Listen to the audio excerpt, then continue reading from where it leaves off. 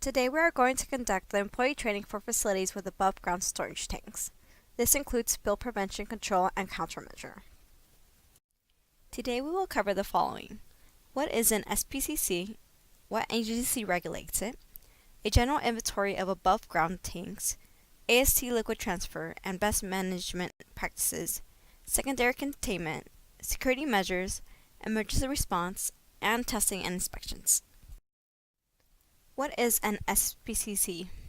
An SPCC plan explains how a facility intends to prevent spills from ASTs and how personnel will respond in the event of a spill. The goal is to prevent oil or petroleum products from entering navigable waters through the prevention, control, and mitigation of oil spills.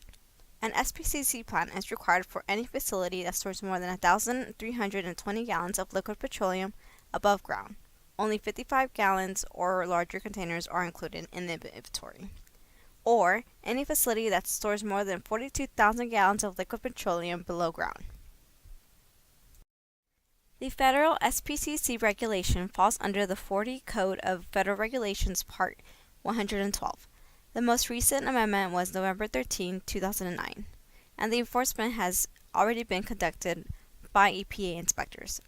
On November 13, 2007, California passed the Above Ground Petroleum Storage Act, or APSA, and adopted wording of 40 CFR Part 112 as part of California law. This delegated enforcement activity to the CUPAs, the same agencies that regulate USTs in California. Official enforcement for most facilities started on November 1, 2010. Any liquid petroleum container that is above ground and is more than or equal to 55 gallons is subject to regulation. Examples of containers include drums, lube cubes, generator day Bailey tanks, standalone above ground tanks, hydraulic reservoirs, and portable storage tanks. Here we can find an example of a 55-gallon drum and a lube cube container. These can store both hazardous materials and waste. Refer to your site for the locations of these and all other above-ground containers that will be mentioned. Generator day or Bailey tanks store generator fuel, usually diesel or gasoline fuel. Standalone above-ground tanks are used to store petroleum products. Hydraulic reservoirs can store hydraulic fluid that can be used for equipment and machinery. Portable storage tanks can carry petroleum products. The tanks can be easily moved and transported, usually for refueling. For best management practices, never leave a container unattended during transfer. Know the available capacity of the container. Never fill containers to more than 90% of capacity. If possible, transfer materials inside a second containment. If there is no second containment available, have a spill kit nearby. In the event of a spill, protect storm drains and other routes off-site. And if there is a significant spill, report the spill. All containers more than or equal to 55 gallons must have a method of second containment. Be sure to possess integral secondary containment, spill catch pans, berms, retaining walls or dikes, and sorbent materials. Some tanks have a tank within a tank design. These tanks have a secondary tank just in case of a spill and to protect the primary tank. The second space requires monitoring or inspections to ensure there are no spills or leaks. Spill catch pan pallets are an effective secondary containment. The capacity should be enough to hold spills from the material plus any precipitation. They should be cleaned of water and oil monthly, and they should be covered during rain events. Berms used as secondary containment with drain valves must be securely closed and only open when draining water that has been determined to be uncontaminated. Sorbent materials should be used when containing and cleaning up spills. Know where the nearest spill kit is. Inspect spill kits monthly to ensure materials are available, and spill kits should be sufficient to contain anticipated spills. Check with your facility for the exact locations of the spill kits.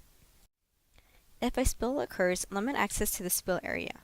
Use cones, caution tape, and closed doors.